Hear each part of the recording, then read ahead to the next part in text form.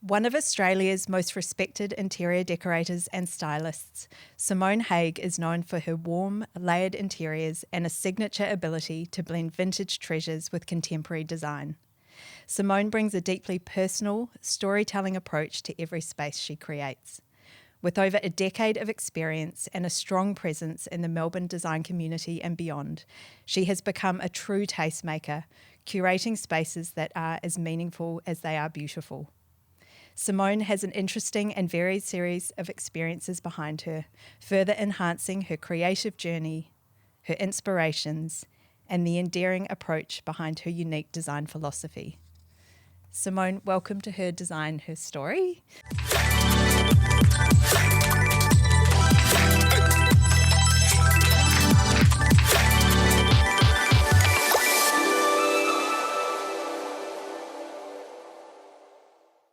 It's a real treat to be back here in your house. I think every time I come here, I say to you, I feel so relaxed. It's such a wonderful space. So thank you so much for having us today. I'm so thrilled to have you here, Sarah. And obviously it's a really different approach for us. We've met in design land. We've bonded in motherland. Yes. And here we are now in your beautiful media capacity. So I'm excited. Get to ask you all the hard questions. I'm sure you've asked me harder questions over a cocktail. Probably. I feel like your home is so reflective of many of the wonderful and unique qualities that I would attribute to your design work. But before we touch on your incredible body of work, I wanted to go back to the beginning of your individual journey. I know you've had this really interesting and diverse sort of lead up to your time in design. So I wanted to go back to when you finished school. I know you studied business. What was that journey after school like for you? So I studied business, as you say, and if I had have known interior design was a vocation back then, I'm sure I would have thought to have studied it. But instead I embarked on a path that took me down a tourism, travel and extreme sport pathway. I think it really started with a love of the snow, which was developed whilst working at Mount Buller for my first season. And as luck, although I say it as luck would have it, but I actually don't think anything's luck these days. And there's a book about that when Not Just Lucky, which I'd recommend everyone reads, where you have to pull yourself back and go, no, it's not luck where you landed. It's the opportunities that you created. But so I landed going from the bunny hills of Mount Buller to jumping out of helicopters with a heliboarding operation that led to working in London and working at hotels, a beautiful hotel called the Sanderson, which you really got to experience design from in a way where beautifully executed design makes you stop and think differently. And that was, I think, what triggered a love of design. Then it navigated into extreme sports, working for Quicksilver on their boat, soon followed by working on private jets. And I'm sure that, there was boats, there was jets, there was helicopters, there was events. But each level of confidence that I got from landing what I thought was the most incredible job in the world then led to more confidence to landing an even more incredible job. And then that was like a sort of self-fulfilling prophecy. So I think, nothing's luck. It's just the opportunities that you make. And I was opportunistic, and this is a time like pre-Instagram, pre-social media, where I was sending videos to the CEO of Quicksilver saying, you need me. I'm going to work for you on your boat. And then next thing I'm there, like that just doesn't happen. Amazing. Yeah. What was that sort of time span like? So when you finished university, how long were you traveling and doing all these things before you landed back in Melbourne?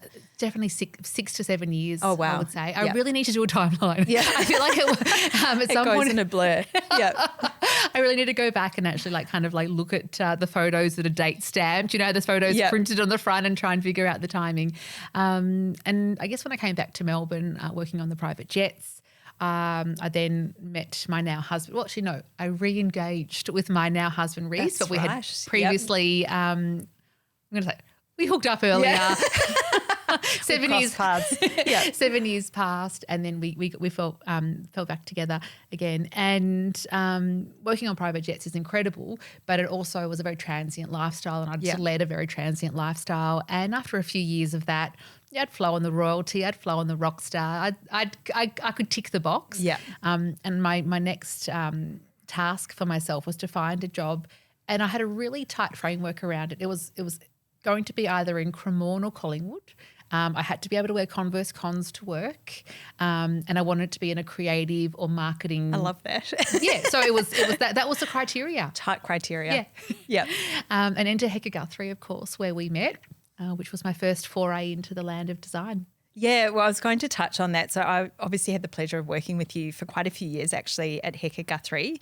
I think you'd been there for a little bit of time before I arrived in the office. And similarly to you, I had jumped from sort of more an architecture background, and Paul and Haim really took a bit of a gamble on me in interiors. I remember when I arrived, you had this really niche role in the office, which was amazing, which I felt like you had really strong ownership over. Talk me through that process, because I think when you started, your sort of role evolved a bit over your time there. I'm not quite sure where the confidence came to be able to think that I could walk into an organisation and actually create a role that didn't exist. But that's precisely what happened. When I first started, I was in a receptionist role, and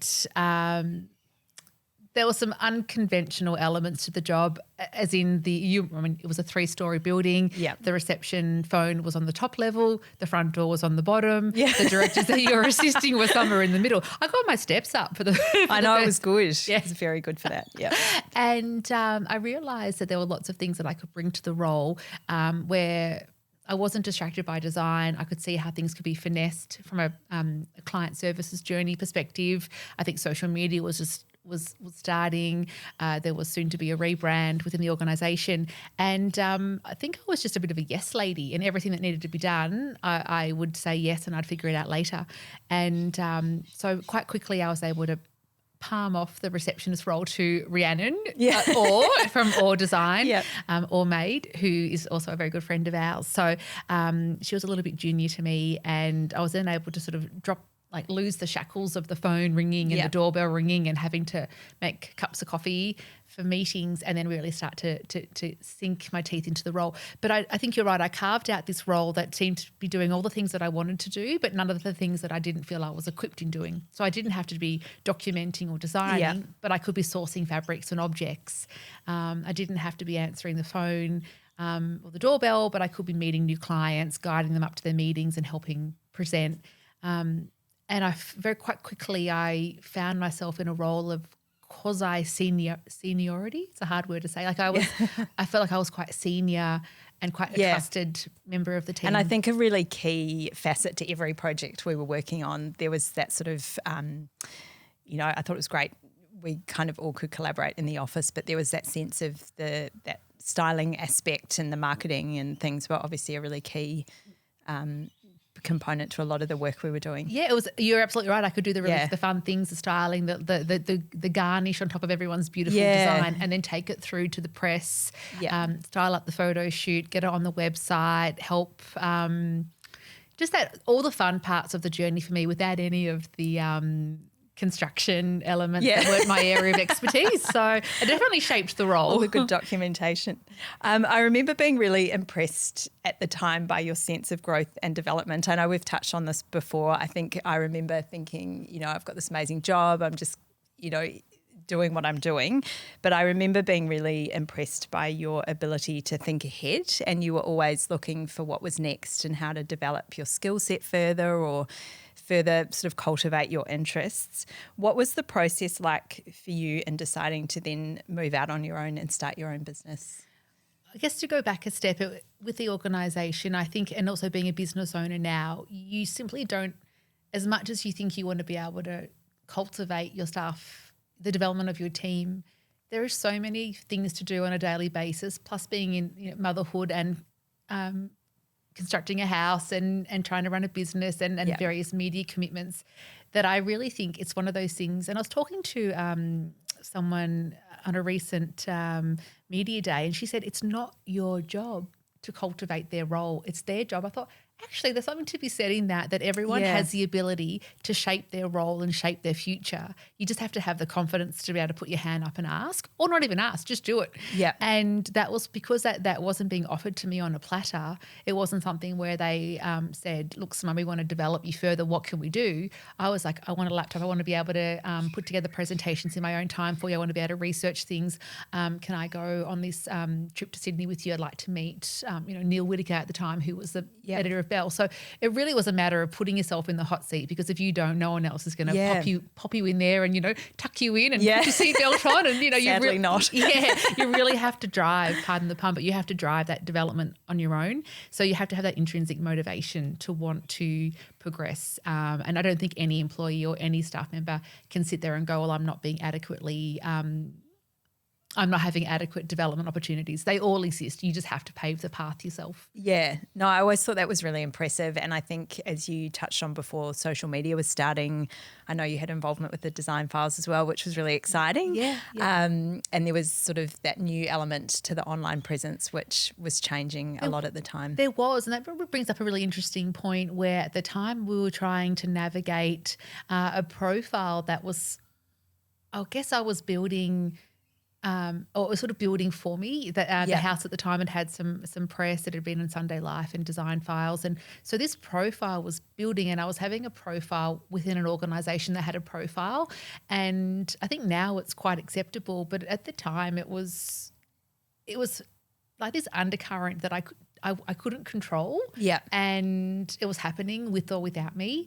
And when you ask about the transition to my own business, certainly motherhood had played a big part in that, but also the ability to not want to feel like you're doing the wrong thing if someone's celebrating your work or your separately. Yeah. And I'm a very compliant person. I don't like breaking the rules, and I couldn't control this undercurrent of interest. I think also your skill set was really unique, which I thought was really exciting, and it added a really great dynamic to what we were doing. And I think that probably in itself, a lot of people can go through the steps in design or architecture, and there's often a sort of a path that you can follow. But I thought that was really interesting to see what you did with your skills and how you or lack of skills. No, very skilled, very skilled. I think when you don't have those technical skills or those technical rules to follow, you then you don't. If there's rules that you're breaking, you actually don't know that you're breaking them. So you're quite sort of what's the word I'm trying to say? You don't really know what you don't know, and so you're just getting on with it. Whereas I guess maybe perhaps if you're trained and you understand there's certain parameters to design or certain rules that you should follow, you might sit within those guardrails. But I didn't know the guardrails didn't exist for me because I didn't know what they were. But I was able to navigate a role where decoration was a key part of it, so I could have that design nourishment without actually having to study design. Yeah, do all the CAD drawing. Yeah. Your office has been going for over 10 years now, which is amazing, and I've loved as a friend watching your amazing business grow and diversify and how you pull your team together. What does your team around you currently look like? How does your office operate at the moment? It's a very good, it's a timely question. So up until now, I would say that I've been the creative director, and I've had two incredible designers with me. One I was calling my left hand and one I was calling my right hand. So one Cindy Phillips, who was left hand or right hand, either way, and Melissa Strush. And so these two designers have been with me for about 5 or 6 years, and just due to maternity leave and change of circumstance, they're both moving on literally on the same day. Oh no. So talk about a changing of the guard. I'm really nervous because it's next Thursday. But what it has done, it's allowed a promotion from a team member who's been quietly waiting in the wings for about 5 years and worked really hard to build her knowledge and understands me and the business so beautifully. And a woman called Olivia Marston, who has just really shaped her role in the same way that I did, but probably far more subtly and far more quietly than I did. But she's just so it's a great opportunity for someone who's getting promoted from within. 2 long-time collaborators are moving on, and we're bringing on a new designer. So it's a little bit of a change, but I also think at least it's like a big change. It's not just like it's like if we're going to change, we're just going to have a full refresh. And I think also the longer you sort of running a business, I think you come to understand certain things or how to introduce new staff members, and there's probably a bit of a chef sometimes. I feel like it's not that easy. But would your role in the office as creative director, you're across all the projects? Yes. And when your name's on the door, you absolutely have to be. I think I'm a really great delegator, and I'm very trusting, and I really encourage all the team to bring their ideas. And I think I'm really proud of that. I think it's very easy if you're in a creative lead role, you might think it's you're the only one with the answers, but I'm so encouraging of everyone bringing their aesthetic and their ideas to the table. And I just think, why would you want to have one set of eyes across it when you're going to have two or three? Absolutely. And also there's that sometimes the way some person might think is in a creative capacity. So someone might have a more practical, like, great idea. It's not going to fit in the lift. We actually can't do that. So let's get back to the drawing board. So the yin yang. So the team, I'd say a very flat hierarchy and a really beautiful culture, I'd like to think. I'm sure I'll hear it if it's not the case. But I think a really lovely culture. I would say quite flexible, lots of young mums, people that can work autonomously. Yeah. I'm often traveling in meetings. Sometimes we're going to have 12 to 15 meetings in a week, and I can't be there to sort of oversee. So autonomy, trust, flexibility are all things that I believe are quite present in our office environment. Yeah. And I also think that's a credit to you that, you know, there's that longevity of someone working with you for 6 years is quite incredible. I think that's something I've missed from the group of us that were working together at Heka Guthrie, was that knowledge sharing and sense of collaboration. So I think that's We keep really saying we're going to do the design mum catch-up. So I know, we need and to then schedule them at the start of the year. I'm putting it on a podcast so we can hold ourselves accountable. You realise everyone's lives have got this sort of overlay of complexity now. The other thing I've really enjoyed watching with your business is your diversification of what you're doing from where you started. So you've done stints in TV, you've done panel discussions, brand partnerships, and I particularly loved your recent curation with Craft Victoria, which is up for an award, which is really exciting. Have these opportunities, I know you are certainly someone who is, again, always thinking ahead and looking for new and interesting opportunities. Have these been a natural evolution of your business, do you think? So the craft opportunity was incredible. It's now called the Visionaries, and how beautiful is curating for an exhibition where there's no client. Yeah. And I love my clients. Please don't take this the wrong way. But really, so much of what we do is trying to satisfy requirements. It's trying to satisfy a brief, a budget, a set of requirements around comfort, around pets, kids, lifestyle, and that curatorial role, which was where I had my debut this year with Craft, was such a refreshing opportunity where it was just, there was no constraints because the artists were all contributing works, followed by a brief that was given. Some works were pre-existing, some were created especially for the brief. It was really like, it's like shopping where you haven't got a budget and you haven't got like we'll take it all. Yeah. And you were able, but very much going with that sense of intuition. So perhaps an artist might present some ideas and you'd have a very quick yes, no, love it, hate it, that one, not that one. And it really enabled me to tap into that intuitive approach that I think is present with all designers in a way where, because we might say we love it for a client, they hate it, husband hates it, too expensive, not uncomfortable. You know, there's sort of so many reasons why something can make it forward or not, whereas this just was pure intuition with no other constraints, which is really refreshing. Yeah, no, it was a really beautiful exhibition. The other thing in line with obviously some of your diverse opportunities which you've been working on is your client base has really grown and you're now doing some really interesting work interstate and overseas. Is that travel component quite an important part of the business for you as well? I love travel. I mean, I think it was when I was travelling to Milan this year for my Milan exhibition that I thought, I'm travelling for business. I wasn't travelling on business, but I was travelling for business. And I think when you see yourself there with your suitcase going, I'm going here for the purposes of my career, you do feel a bit special. This year's been a great year for travel with both a shoot in Sri Lanka that I styled with Mexico City, Milan, Auckland, and most recently Macau. So I'd say this is the year of travel. Yeah. No, it's good. It's inspiring. Yeah. Oh, and Singapore too. Singapore recently. I love the idea of doing projects abroad. I think with them come all of the complexities. Yeah. And recently I was overseas for a brief, and I had this mini crisis of confidence, and it made me realize that I really feel very comfortable in my lane of residential, primarily Melbourne or Sydney, working with usually a couple, usually a husband and wife, most often with the wife. And I thought that is my happy place, and that is my absolute place where I feel the most comfortable and the most in my flow.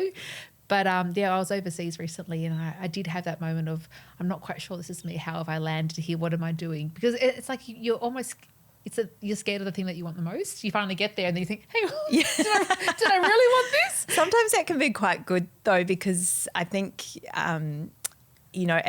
as we evolve with time and business, you're always sort of thinking about what's next. And I think for you, there might be that moment of actually, I'm made it, and I'm here, and this is where I want to be, and this is what I'm doing. And, some of those other opportunities like the curation allow that element of, I guess, exploration or doing something different, but still within that comfort, that network of what we know. Yes, you're absolutely right. Yeah.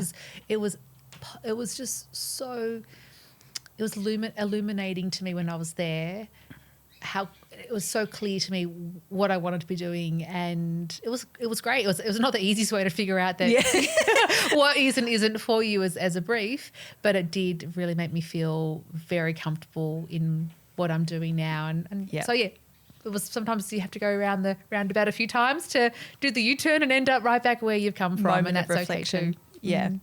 So obviously continuing with this idea of evolution, finding inspiration is often key, I think, as designers and creatives, and we're always looking for sort of new and interesting ideas. I often think of the work that you do, it has this wonderful sense of creative balance. There's vintage and contemporary, things are styled, but they're not overstyled. There's a sense of restraint. And you also have this beautiful balance of texture and palette, which I think is really interesting.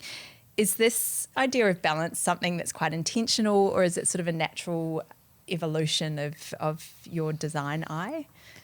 Maybe the balance comes in because you want to keep going, but the client at some point puts the brakes on. Enough. Stop spending my money.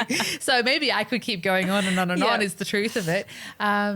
We often start our client process with a palette play session. So one of the first things we do is we invite them in. I've actually got one on Monday, and we have the architectural palette laid out, and we have a series of rugs, fabrics, colours, various textiles. And it's this way of clients being able to use a visual cue to create, to explain their comfort level. And I mean, you could say, I love texture, I love pattern, I love eclectic design. Or what is that to you could be different to me, and so on and so forth. So if you have this physical palette there, and it's really hard because clients that are quite literal will say, what's that fabric for, or what's that going to go on, or what room's that in? And you have to say, just throw all of that out the window. Look at these fabrics here, and do they make you happy? And then they'll start saying, oh, okay, oh no, that's a bit itchy. Yep, that one goes. And I don't like leopard that one goes. And not so much into fringes, and that one goes. And you end up with this palette that the client can say, I feel really comfortable, and if this landed in my house, it wouldn't be itchy, scratchy, wouldn't have tassels and that kind of thing. So we love starting the process that way. And then when you do your first concept presentation, you've already kind of whet the appetite. They already feel comfortable. You're not going to start putting things forward with leopard print and fringes and tassels if it's not their vibe. So that's a really great way of starting it. But the balance, I think I could keep going and going, but there comes a point where the budget runs out, unfortunately, way too soon for my liking. I know it's always hard. It's a never-ending exercise. What are some of your inspirations that you go to personally when you're starting a project, or is it sort of is it something you're always on the lookout for new designers, new makers? I feel like I had I don't know if this sounds I don't want this to sound conceited, but I feel like I had a bit of a head start for a while there, where I was really focusing on unique design, collectible design, things that were really decorative. And because it was the space that I was specialising in, and always trying to find things from further abroad. I had the luxury of having a team member that was able to help with logistics and bringing in things from overseas. That's where I think the projects were really elevated, because there were these pieces that no one had seen. Yeah. And I feel like that's definitely closing in on me and everyone. I'm not saying I started that by any means, but I feel like there's a real movement toward finding pieces that are more unique and so on and so forth. So I really have to kind of try and keep ahead of the curve with that. It's hard with, social media. I remember we talk about this at Heka Guthrie now, that so many people can be so informed with Instagram or online, things like that. It's harder to kind of necessarily have that edge sometimes. Point of difference. I know. So really, you've got to work People really find hard things, at it. yeah. You've got to work really hard at it. And lucky for me, though, I don't feel like I'm distracted by construction elements. And because if we're looking for 8 different projects, we've got the ability to partner with people to bring in things. I mean, my dream brief would be someone saying, let's go over to Paris for a week. We're going to pop to the flea markets and we're going to whack down the credit card. Like that is my dream. Yeah. So I now I've forgotten the question after all that, but in terms of seeking inspiration, I definitely would say going back to that idea of intuition. I do lean into that a lot. And a really good example of that is for the Milan exhibition that I recently did with Artemist. We had to choose pieces from the Artemis website that were going to come together for our Milan exhibition, but we couldn't choose the same thing as another designer, because there were 6 designers. Oh, wow. To do Okay. this. Yeah. So you had to choose it quite quickly, because if you didn't, that piece might have been chosen by another designer. But if you chose it, you had to use it, because the crafts people, artisans were making it. Oh, we got a chainsaw in the backyard. Oh, goodness. That's what happens when you live in Donvale. Shut this door. It's kind of fun. Yeah. I know, it's always the way. It's like there's movies and then there's like the chainsaw. So with this event for Artemis, we had to choose the pieces quite quickly, because there were 6 designers, and whilst Artemis has some 70,000 products, it was a reduced website that we could choose from. A lot. So it was like Very design speed dating. Yeah. You had to like nab that piece before someone else did. But similarly, you had to, if you chose a piece for your curation, you then had to use it because it was being crafted for you for this exhibition. So it was a really, really good exercise in speed dating for design, going with your gut feeling and having to absolutely commit to what you've chosen. And I look back at the things I chose. There was only one thing that I chose that I didn't quite love, and that just got shimmied under a console and will not be mentioned. No, I shouldn't say that. But it was I literally chose 90% of the pieces that landed there overnight because I just went by heart. Went with your gut, yeah. And sometimes that's hard to describe or find a source of inspiration for, isn't it? Sort of trusting yourself a little bit in the process. Obviously, we're in your beautiful home today, which I have said to you before, I love being here. It's such a calming space. But the other thing I love about coming here is every time I come, you've got some new and interesting, beautiful pieces. Do you treat your space as sort of an evolution of, do you move things around and constantly recurating? Is it a source of sort of testing things out a little bit at home? There's I'd call it somewhat of a holding bay. So in the sense that pieces might come in that I have intentions of them going into a project, but I'll just enjoy them temporarily. We're building a house out in the country, as you know, and so the artwork in the entry is on temporary loan here, but we'll find a home. It'll move. I'm actually nervous what's going to happen when we do finish that house, because the books will go, from here will go, the ceramics will go, some paintings will go, and all of a sudden it might start to feel a little bit lonely. I do like to move things around a lot. Even just an example of layering rugs, like the rug that is over in the sunken lounge here was intended for the robe, but I like the idea of rugs layering. It worked perfectly, moving lamps around. And I love it too that the kids notice that, oh, Mum, you put that there. And I mean, your kids would be the same. I think they're very they're good at noticing. So I love moving things around in the house. It makes it energetically makes it feel like it's loved. But yeah, we're very lucky to have this house. And I mean, you know a bit of the backstory, but we chased it for 18 months off market. and we're only the second owners of the house. They hadn't even lit the fireplace. It was built in the 70s, and we've befriended the architect Ian J. Smith and his wife. Yeah. He's 89. Oh, wow. And he often comes around for a cup of tea. Oh, that's or a gorgeous. glass of bubbles. It's So like the perfect space for all of your pieces. It's amazing. the only thing is that there used to be a handrail, because the woman that lived in here until she was in her late 90s. So the handrail down to the sunken lounge we removed because it was a bit ugly. So when the architect comes, he's trying to get down to the sunken lounge and we have to give him a little hand. It's a very special house, and we are, sometimes I say, oh, we're so lucky to have it. But again, it was like worked. Hard work.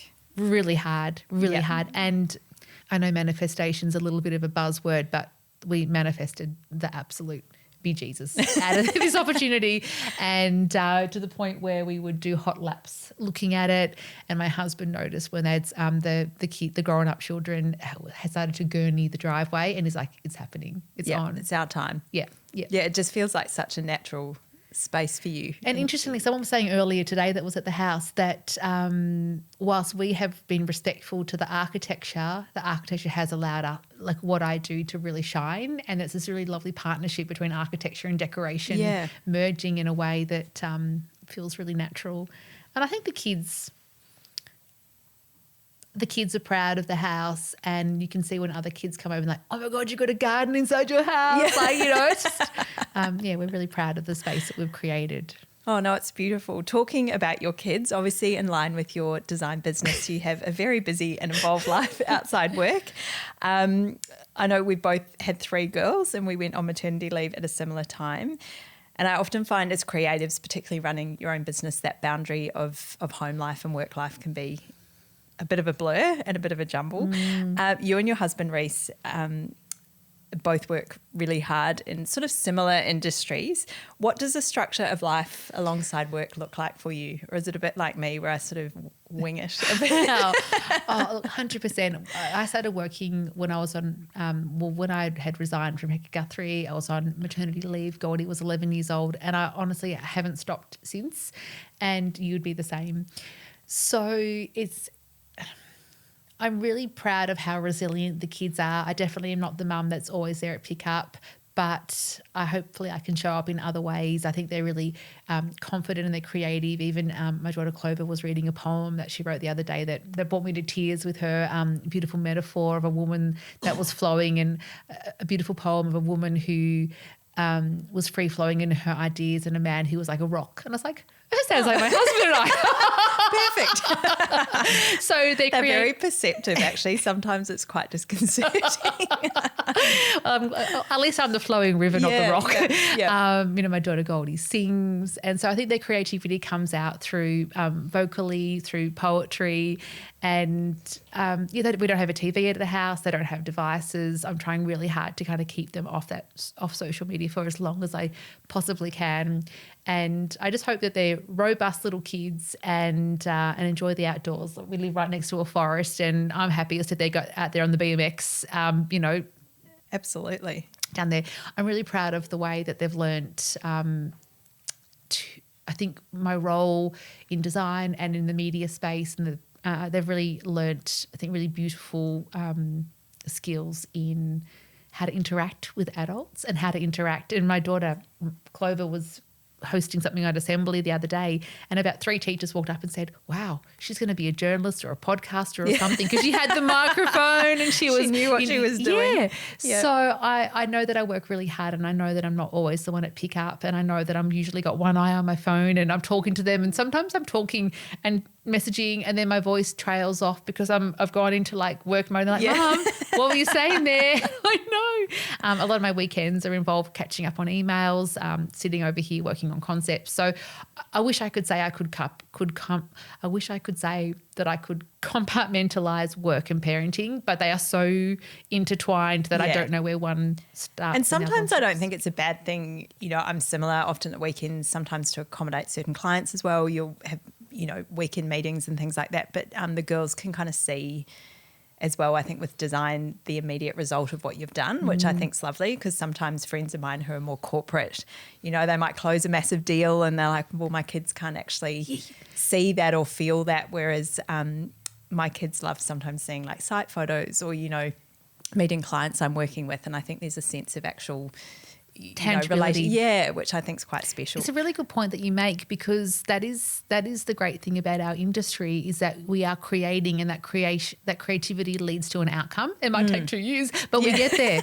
And often I'll show the kids if there's there was a really cute example of I'd been in a magazine that was I was on the cover of a magazine that was in the stands of the newsagent that we were standing in, and I was waiting for the kids to notice, and next thing they're like, "Oh my God, it's my mum!" And I mean, I was just so super proud. Yeah. So I know that I'm doing my best to show up, and I know that probably they wished that I was less distracted, and I wish I was less distracted. But I feel like I'm just so deep in this now that I don't even know how. I wouldn't know how to change. I think it's hard when you're creative as well, because sometimes if I have taken a little bit of time out, you're sort of desperate to get back in there and create something or be doing something creative as well. It's not sort of an easy thing to turn off, I don't think, either. You're right. And with the travel that I do, I really do prefer to travel, particularly if it's a design trip without the kids, if I'm going obviously to a trade fair or to something like that. So, there is that time away. But I long to be back, and then you're home for 10 minutes. You're like, oh, my God, I really should have enjoyed Mexico City a little bit more. No, I think it's good. I think it's liberating. I think it can be really inspiring, and you can kind of get that time to sort of re-identify with yourself, not necessarily trying to be pulled, 10 ways as well. Yeah. I think I feel like you very cleverly weave the two together. Just talking more from that extension of family life, coming back to your personal goals, what's sort of in the work for you at the moment? Have you got any personal development things on the go, or any interesting projects? Which are the next steps for you?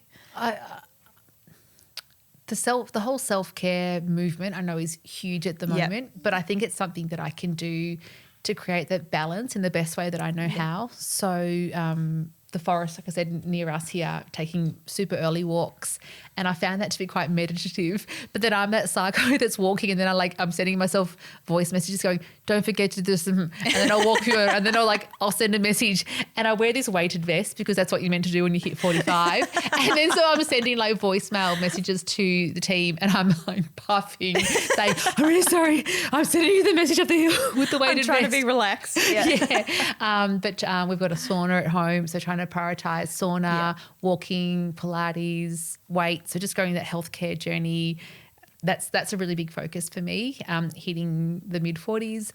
Don't really have any desire to do any more travel this year. I'd be quite happy if I didn't have to step onto back into Melbourne Airport at all. I can quite happily tick that box. We've got a little beach shack at Phillip Island, which you know of, which we don't get to a lot because the kids' soccer has completely ruined. I know, it gets hard, doesn't it? Sundays. So as soon as soccer's over, we can start to enjoy family time at the shack. And, of course, a really incredible personal project of building a mountain house project, which will be a high-end stays, kind of gallery type stay. I'm very excited to see this come together. Then my husband has been building at what we can call a glacial pace. I hope he doesn't listen. I hope he does listen to this, because he can.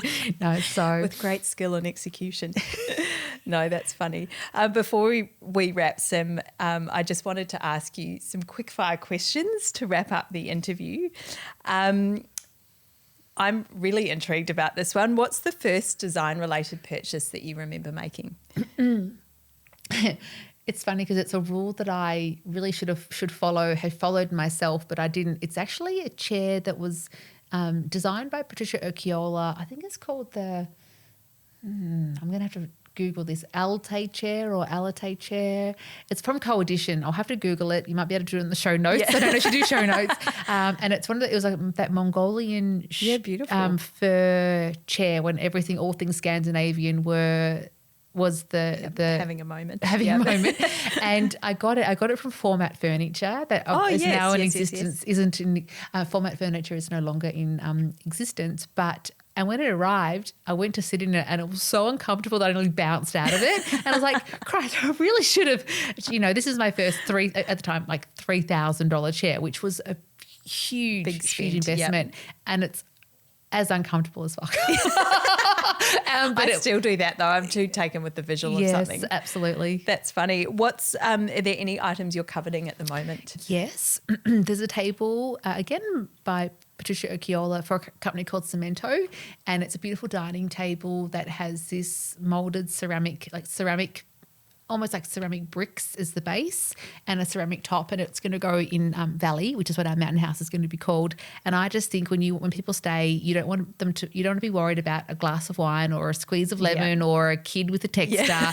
So I'm thinking ceramic top, bomb proof, but also very beautiful and sculptural. Stunning. So, I just hate that Europe shuts down for the entire month of the entire summer holidays, the entire month of August and often into September, because we can get very little productivity. But I am ready to go with that on the purchase. wish list.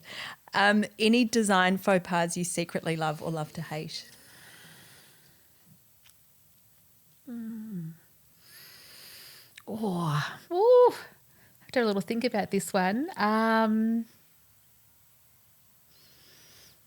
Faux pas. I'm just trying to think of some faux pas that I've made. Better not announce what jobs I thought were faux pas. No. Oh, goodness. Can we come back We to can this one? skip that We one might have to if you come back like. to this one. I'm not... Skip it. oh, goodness. A lot of people have said the feature wall, Oh, the feature but wall. I feel like it's a bit of a predictable answer. Okay, hang on. Something's coming to me here. Design faux pas. I think the L-shaped sofa facing a TV. The TV, the sofa with the shades is all about the TV.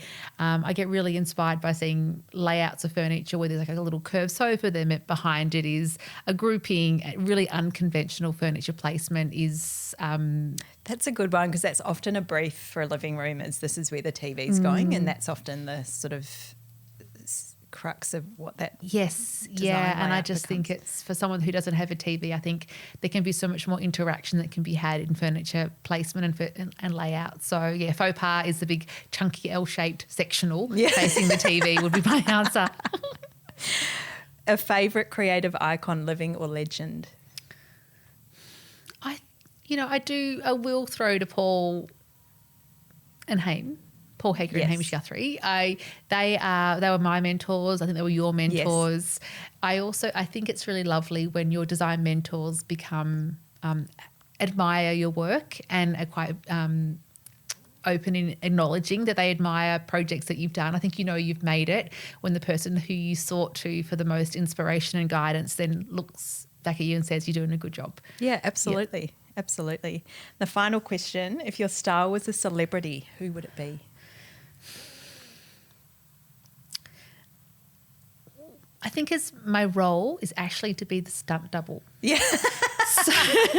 Didn't expect that one, did you? So it's not about us. Yeah. We're there in a capacity that is guiding an outcome, but ego has to be set aside. We need to be able to produce a role or produce a product. We have to be able to produce a product where that is the shining light, where the client is the lead, where they get to walk through their house and share with their friends where things came from and what they're all about. And we just have to kind of be able to perfect it. We have to be able to execute it. Yep. We have to be able to understand it, know it, rehearse it, and then just know when to step back and go, that's now your leading role. So yeah, I would that. I would say, the stunt double. No, I love that. Thank you so much for your time today, Sim. As I said, it's such a joy to be in your home. I'm getting all teary. I know, it's been so great to catch up. Oh, all the feels. Thank you. Thank you so much. Thanks.